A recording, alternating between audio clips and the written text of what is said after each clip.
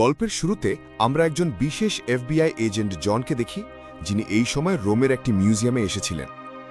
জন খবর পেয়েছিলেন যে একজন বিখ্যাত চোর নোলান বুথ মিউজিয়ামে চুরি করার পরিকল্পনা করেছে। সেই মিউজিয়াম থেকে একটি দামি সোনার ডিম চুরি করতে চলেছে। জনের বারবার বলা সত্ত্বেও মিউজিয়ামের ম্যানেজার জনের কথা শোনেননি। মিউজিয়ামের নিরাপত্তার উপর তার পূর্ণ বিশ্বাস ছিল, কিন্তু জন তার তল্লাশি চালিয়ে যান। ডিমটি পরীক্ষা করার সময় জন বুঝতে পারেন যে ডিমটি নকল। আসলে ডিমটি এর মধ্যেই চুরি হয়ে গেছে। তার সন্দেহকে বিশ্বাসে পরিণত করার জন্য জন ডিমটির উপর সোডা ঢেলে দেয়। ঠিক তখনই মিউজিয়ামের অ্যালার্ম বাজতে শুরু করে। সবাই আতঙ্কিত হয়ে দৌড়তে শুরু করে। নোলানও সেখানে উপস্থিত ছিল। তাকে দেখার সাথে সাথে জন বুঝতে পারে যে সেই ডিমটি চুরি করেছে। তারপর জন তার পিছনে দৌড়তে শুরু করে তাকে ধরার জন্য, কিন্তু নোলান তার অসাধারণ পার্কুর দক্ষতা ব্যবহার করে সমস্ত সিকিউরিটি গার্ডদের পিছনে ফেলে দেয়। জন নোলানকে তাড়া করে, এমনকি একবারের জন্য তাকে থামিয়েও দেয়। কিন্তু নোলান খুব চালাক ছিল। সে জনকে বিভ্রান্ত করে সেখান থেকে পালিয়ে যায়। এছাড়াও নোলান খুব ঝুঁকিপূর্ণ লাফ দেয়। সে একটা পাইপের ভেতরে লাফিয়ে অন্যদিকে চলে গেল, কিন্তু জন তবুও হাল ছাড়েনি। সে একটা দামি গাড়ির ভেতরে ঢুকে রোমের ঐতিহাসিক রাস্তায় নোলানকে তাড়া করতে শুরু করে।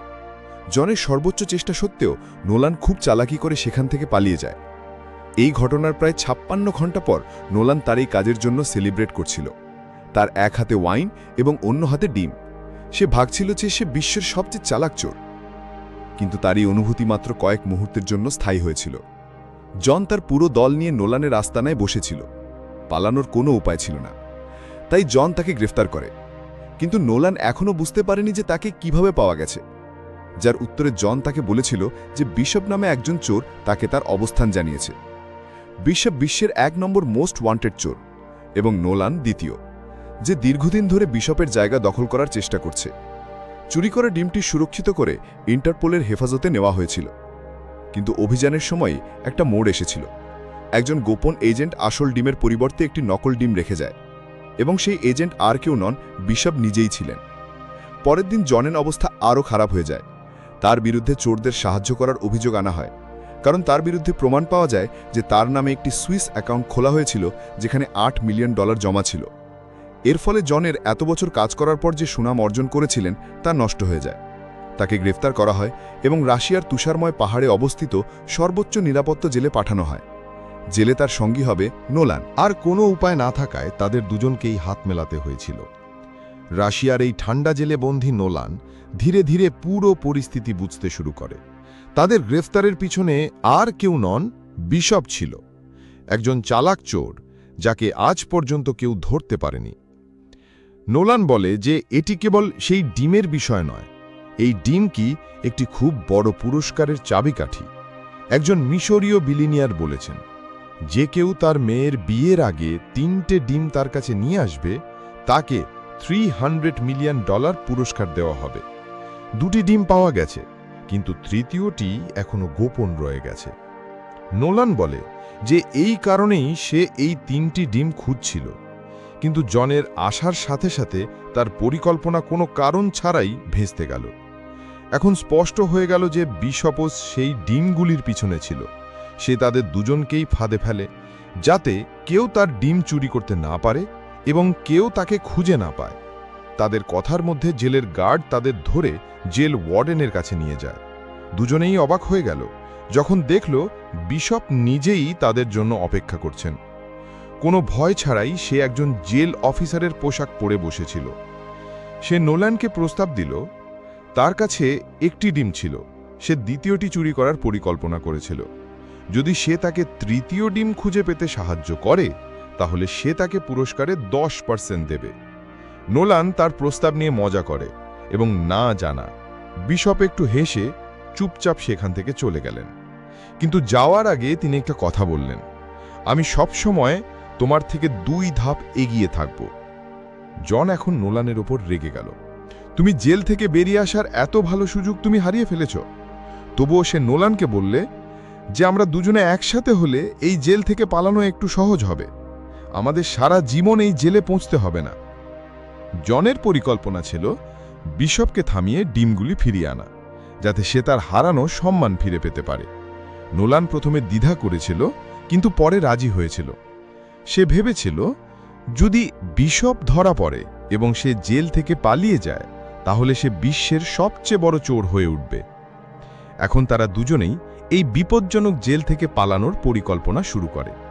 তাদের পরিকল্পনার প্রথম অংশ ছিল ডাইনিং হলের ভেতরে, যেখানে নোলান একটি পরিকল্পনা বানায়। সে জোরে চিৎকার করে বলে, জন একজন গোপন FBI এজেন্ট। এই কথা শুনে একজন বড় এবং বিপজ্জনক বন্দী তৎক্ষণাৎ রেগে যায় এবং জনকে মারতে শুরু করে। পুরো জেলে হইচই দেখা দেয় এবং গার্ড সবকিছু শান্ত করার জন্য ছুটে আসে। নোলান এবং জন দুজনেই সেখান থেকে বেরিয়ে আসে। জন রেগে নোলানকে হুমকি দিয়ে বলল সে যেন আর এমন কাজ না করে, কিন্তু নোলান বলল যে এটা আমার পরিকল্পনার অংশ। সেই ঝামেলার সময় সে একটি চাবিকাঠ চুরি করেছিল, যা তাদের জেল থেকে বের হওয়ার জন্য খুবই গুরুত্বপূর্ণ ছিল। সেই চাবিকাঠ দেখে জনও কিছুটা শান্ত হয়ে গেল। পরে নোলান বলল তার বাবাও একজন পুলিশ ছিলেন, যে কখনো তার প্রশংসা করেনি, এবং নোলান সবসময় কেবল তার একটু সময় চেয়েছিল। তাই সে ভাবত যে পুলিশ কার ওপর সবচেয়ে বেশি মনোযোগ দেয়, একজন চোরের ওপর। তাই আমি চোর হয়ে যাব। এই কথার মধ্যে তাদের সম্পর্ক আরও গভীর করে তুলেছিল। এখন তারা পরবর্তী পরিকল্পনায় একসাথে কাজ করে। প্রথমত, তাদের একটি ছোট বোনা তৈরি করতে হবে, যার জন্য তাদের সাবান, টুথপেস্ট এবং নাইট্রিক অ্যাসিডের প্রয়োজন হবে। তাদের দ্বারা খুব সাবধানে করা এই বিস্ফোরণটি জেলে হইচই সৃষ্টি করে। গার্ডের মনোযোগ অন্যদিকে সরিয়ে দেওয়া হয়, যা তাদের দুজনকে পালানোর সুযোগ করে দেয়। পরের কাজ ছিল ধীরে ধীরে কারাগারের দেয়ালের একটি পাথর আলগা করা, যা তাদের সেখান থেকে বেরিয়ে আসার পথ করে দিয়েছিল। যখন বিস্ফোরণটি জেলে হইচই সৃষ্টি করে, তখন তারা দুজনেই দ্রুত জেলের উঁচু দেয়াল বেয়ে উঠে পড়ে। মাঝে অনেক অসুবিধাও আসে। নোলান একটি বরফের পাথর থেকে পিছলে পড়ে যান। সে পড়ে যাচ্ছিল, কিন্তু জন সময় মতো তাকে ধরে ফেলেন। কোনোভাবে তারা একটি হেলিকপ্টার ল্যান্ডিং প্যাডে পৌঁছায়। সেখানে উপস্থিত গার্ড তার ফোন নিয়ে ব্যস্ত ছিলেন। তিনি পুতিনের ছবি দেখছিলেন এবং রাশিয়ান গান শুনছিল। তাই তিনি জানতেন না যে নোলান এবং জন তার পেছনে আছে। জন তৎক্ষণাৎ সেই গার্ডকে অজ্ঞান করে ফেললেন। এরপর নোলান দৌড়ে হেলিকপ্টারে উঠে পড়েন। অন্যদিকে জন তাকে তাড়া করা গার্ডের সাথে লড়াই করছিলেন। ঠিক তখনই একজন গার্ড রকেট লঞ্চার চালান। রকেটটি সোজা গিয়ে সেই ব্রিজে আঘাত করে, যেখানে জন উপস্থিত ছিলেন। কিন্তু জন কোনোভাবে পালিয়ে অন্যদিকে পৌঁছে যান। কিন্তু সেই প্রচণ্ড বিস্ফোরণ হেলিকপ্টারটিকে কাঁপিয়ে দেয়। নোলান হেলিকপ্টার নিয়ে একা চলে যেতে পারত, কিন্তু তিনি জনকে পিছনে ফেলে যেতে চাননি। হেলিকপ্টারে লাগানো মিনি বন্দুকের সাহায্যে সে গার্ডদের ওপর প্রচণ্ড গুলি চালাতে শুরু করে, যাতে তারা পিছিয়ে যায়। এই সুযোগে জন হেলিকপ্টারে লাফিয়ে উঠে পড়ে। ঠিক তখনই আরেকটি রকেট তাদের দিকে আসতে দেখল। জন তার বুদ্ধি ব্যবহার করে হেলিকপ্টারের অন্য দরজাটিও খুলে দেয় এবং সেই মিসাইলটি হেলিকপ্টারের মাঝখান দিয়ে সরাসরি একটি পাহাড়ে আঘাত করে। এরপর তারা হেলিকপ্টারে করে সেখান থেকে চলে গেলেন। অন্যদিকে বিশপ দূর থেকে শান্তমনে এই সমস্ত কিছু দেখছিলেন। লন্ডনে অন্য কারো কম্পিউটার থেকে তিনি ইন্টারপোলে একটি গোপন বার্তা পাঠিয়ে জানালেন যে জন এবং নোলান জেল থেকে পালিয়ে গেছে। তার চালাকিতে হেসে সে তার পরবর্তী পরিকল্পনার জন্য প্রস্তুতি নিতে শুরু করলেন। ইতিমধ্যে নোলান এবং জন নোলানের একজন পুরানো বিশ্বস্ত বন্ধু টাম্বুর সাথে দেখা করেন, যে তাদের জন্য একটি নতুন বিমান নিয়ে এসেছিল। নোলান দ্বিতীয় ডিমের অবস্থান খুঁজে পেয়েছিল। এটি স্পেনের একজন বিখ্যাত অস্ত্র ডিলারের বাড়িতে রয়েছে। তাদের তার বাড়িতে গিয়ে ডিম চুরি করতে হবে, কিন্তু এটি খুবই ঝুঁকিপূর্ণ ছিল। তার বাড়িটি কোনো জেলের চেয়ে কম ছিল না। বন্দুক নিয়ে গার্ড বাড়ির চারপাশে দাঁড়িয়েছিল। পুরো বাড়িতে প্রায় 90টি ক্যামেরা ছিল, যা ঘরের কোনো কোণা বাদ রাখেনি। ডিমটি টাইটানিয়াম দিয়ে তৈরি একটি বিশেষ সেফের মধ্যে ছিল। এত কিছুর পরেও ডিমটি চুরির জন্য তারা একটি গভীর প্ল্যান তৈরি করেছিল। এর সাথে তারা একটি চতুর কৌশল ব্যবহার করবে, যাতে তারা ডিলারের ফোনটি পেতে পারে এবং সেফের পাসওয়ার্ড বের করতে পারে। এরপরে আমরা স্পেনের সেই অস্ত্র ডিলারকে দেখতে পাই, যে তার বাড়িতে একটি পার্টির আয়োজন করেছিল। জন একজন ধনী অতিথির মতো পোশাক পরে পার্টিতে মিশে গেল। নোলান তখন ওয়েটারের মতো লোকেদের জল পরিবেশন করছিল। তখন জন দেখল যে বিশপও এই পার্টিতে এসছেন। তারা দুজনেই চোখের ইশারায় কথা বলল এবং বিশপ হালকা হাসি দিয়ে সেখান থেকে চলে গেল। কিন্তু জন কিছু করার আগেই অস্ত্র ডিলার মঞ্চে এসে লম্বা বক্তৃতা দিতে শুরু করলেন। জন এই সুযোগটি কাজে লাগিয়ে পিছনে গিয়ে ডিলারের ফোনটি চুরি করে। তারা দুজনেই জানত না যে ইন্টারপোল অফিসার এজেন্ট দাসও চুপচাপ পার্টির সবকিছু দেখছিলেন। নোলান জনের গায়ে ওয়াইন ঢেলে দিয়ে তার পোশাক নষ্ট করার ভান করে। এরপর দুজনেই সেখান থেকে চলে যায় কাপড় পরিষ্কার করতে ওয়াশরুমে যাওয়ার অজুহাতে। বাথরুমে তারা ডিলারের ফোন হ্যাক করে পাসওয়ার্ড নেয়। গার্ডরা ডিউটি পরিবর্তন করার জন্য 45 সেকেন্ড সময় পায়, যার সুযোগ নিয়ে জন এবং নোলান দ্রুত ভল্টে পৌঁছায়। ভল্টের সামনে একটি খুব মোটা টাইটানিয়াম দরজা ছিল, কিন্তু তাদের কৌশল কাজ করে এবং ভল্টটি খুলে যায়।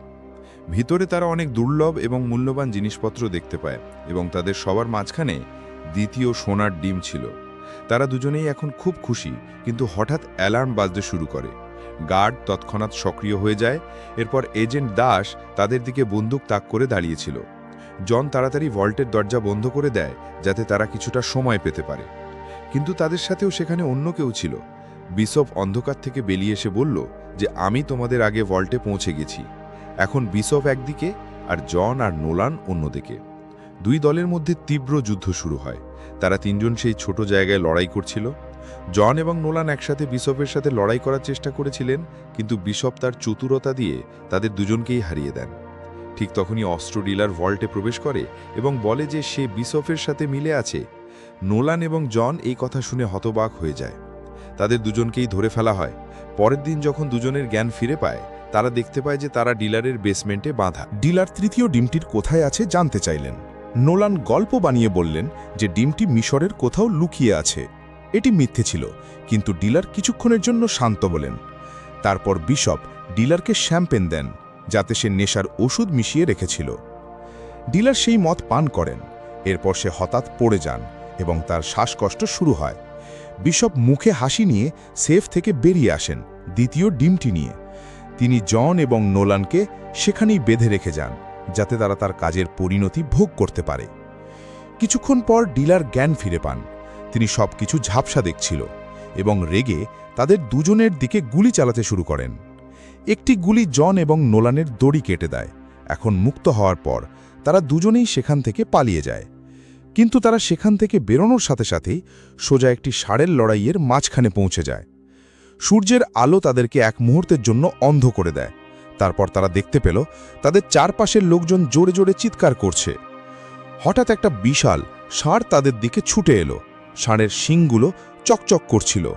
নোলান ভয় পেয়ে তার হাত নাড়ল, যা দেখতে ম্যাটাডরের মতো। সবাই ভেবেছিল তারা ষাঁড়ের সাথে লড়াই করবে এবং তারা সবাই খুব জোরে চিৎকার করে উঠল। জন কোনোভাবে ঘুরে ষাঁড়ের হাত থেকে পালাতে সক্ষম হলো, আর নোলান ক্লান্ত হয়ে দেয়ালে উঠে গেল। তারা দুজনেই কোনোভাবে ভিড় থেকে বেরিয়ে এসে নিজেদের জীবন বাঁচালো। সেই রাতে যখন সবকিছু শান্ত হয়ে গেল, জন প্রথমবারের মতো মন খুলে কথা বলল।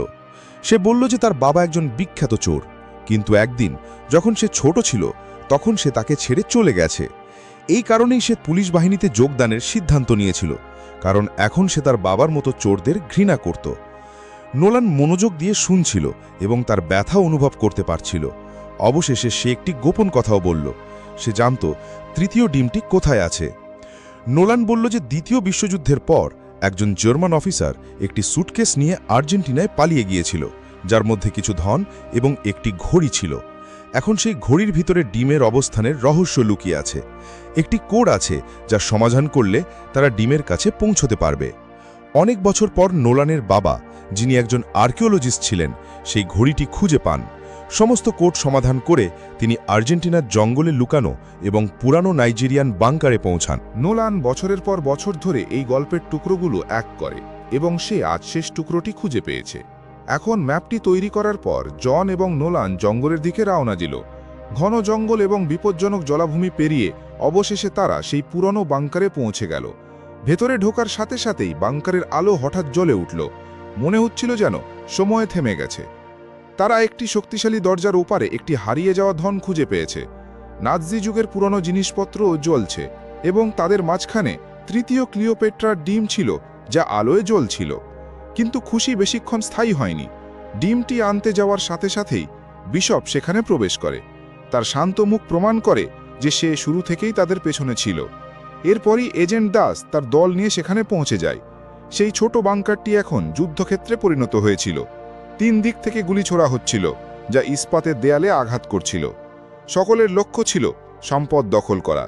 এরই মধ্যে জন, নোলান এবং বিশপ একটি সুযোগ দেখে পুরানো গাড়িতে বসে পড়ে। তারা পালানোর জন্য খুব দ্রুত গাড়ি চালায়, কিন্তু হঠাৎ রাস্তা শেষ হয়ে গেল এবং তারা খুব উঁচু ঝর্ণার মধ্য দিয়ে সোজা নদীতে পড়ে গেল। কিছুক্ষণের মধ্যেই নোলান জল থেকে বেরিয়ে এলো এবং ডিমটি তার হাতে ছিল। কিন্তু যখনই সে জানতে পারল যে জন নিখোঁজ, সে ডিমটি ছেড়ে তার বন্ধুর খোঁজে আবার জলে নেমে গেল, কিন্তু জন ইতিমধ্যেই জল থেকে বেরিয়ে এসেছিল।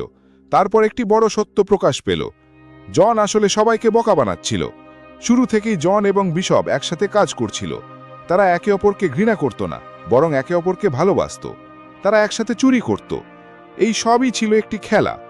এই সমস্ত পরিকল্পনা ছিল কেবল নোলানকে ব্যবহার করার জন্য, যাতে সে তাদের তৃতীয় ডিমের অবস্থান বলে দেয়। তারা দুজনেই তাদের ভূমিকা এত ভালোভাবে করেছিল যে নোলান কিছুই বুঝতে পারেনি। তারা নোলানকে একটি গাছের সাথে বেঁধে রাখে। সে অসহায়ভাবে তাকিয়ে রইল এবং তার চোখের সামনে জন এবং বিশপ 3টি ডিম নিয়ে সেখান থেকে চলে গেল। এই ঘটনা নোলানের হৃদয়কে আঘাত করেছিল, কিন্তু সে সিদ্ধান্ত নিয়েছিল যে সে তাদের দুজনকেই পরাজিত করবে। অন্যদিকে মিশরে একটি বিশাল প্রাসাদে একটি পার্টি চলছিল, যা খুব সুন্দরভাবে সাজানো হয়েছিল। সেই মিশরীয় বিলিমিয়ারের মেয়ের বিয়ে হচ্ছিল এবং শীঘ্রই সেই বিশেষ মুহূর্তটি আসবে যখন বিলিমিয়ার 3টি ডিম একসাথে বিশ্বের সামনে উপস্থাপন করবেন। 3টি ডিমই সকলের সামনে অত্যন্ত জাঁকজমকের সাথে আনা হয়েছিল। কিন্তু এই পার্টির মাঝামাঝি হঠাৎ এজেন্ট দাস এবং তার ইন্টারপোল দল রেড চালায়। তারা দরজা ভেঙে ভেতরে প্রবেশ করে। এজেন্টরা হঠাৎ পুরো পরিস্থিতি নিয়ন্ত্রণে নেয়। হঠাৎ গান থেমে যায় এবং চিৎকার শব্দ শোনা যায়। সৈন্যরা যখন 3টি ডিম বাজেয়াপ্ত করে, তখন সমস্ত অতিথিরা কিছুটা ভয় পেয়ে যায়। সেই বিলিমিয়ার ব্যক্তিকেও তার দলসহ নিয়ে যাওয়া হয়। পুলিশ কোনেকেও রেহাই দেয়নি। তারা তাকেও সাথে করে নিয়ে গেল। এই সব কিছুর মধ্যে জন এবং বিশপ একটি গোপন জায়গা থেকে এই সব দেখছিল, কারো নজরে না পড়ে। দুজনের মুখেই হালকা হাসি ছিল এবং শীঘ্রই তারা চুপচাপ সেখান থেকে চলে গেল। তারা তাদের $300 মিলিয়ন পেয়ে গেছে, তাই এখন তাদের কাছে কিছুই গুরুত্বপূর্ণ ছিল না। প্রায় 6 মাস পরে জন এবং বিশপ ইতালির শান্ত সমুদ্রের একটি ব্যয়বহুল ডেকে বিলাসিতা উপভোগ করছিল, কিন্তু হঠাৎ নোলান প্রবেশ করে তাদের দুজনকেই অবাক করে দিল। সে হেসে ডেকে উঠে গেল। নোলান ঘাবড়ো না গিয়ে একটি ট্যাবলেট তুলে তার মাস্টার স্ট্রোক দেখালো। সে তাদের সমস্ত অ্যাকাউন্ট খুঁজে পেয়েছিল যেখানে তারা টাকা রেখেছিল, এবং সে এই সমস্ত খবর ইন্টারপোলকে দিয়েছে। এই কথা শুনে জন এবং বিশপ দুজনেই হতবাক হয়ে গেল। তাদের সমস্ত অ্যাকাউন্ট জব্দ করা হয়েছিল এবং এখন তাদের কাছে কিছুই বেঁচে ছিল না। নোলান মজা করে বলল যে আমি চোরদের সাথে প্রতারণা করেছি, তাই না? কিন্তু সে বেশিক্ষণ তাদের নিয়ে মজা করেনি। সে বলল যে চুরি করার জন্য আমার কাছে একটা দুর্দান্ত প্ল্যান আছে, কিন্তু সে একাই মিশনটি করতে পারবে না, তার দুজনকেই দরকার। জন সরাসরি না জানিয়ে বলল যে আমরা তোমার সাথে কাজ করতে চাই না, কিন্তু বিশপ বুঝতে পেরেছিল যে আমাদের কাছে টাকা নেই, তাই নোলানের প্রস্তাবে রাজি হওয়া ছাড়া তার আর কোনো উপায় ছিল না। এখন তারা কোথায় ডাকাতি করবে তা পরবর্তী ছবিতে জানা যাবে, যে এখনও আসেনি, আর মুভিতে এখানেই শেষ হয়।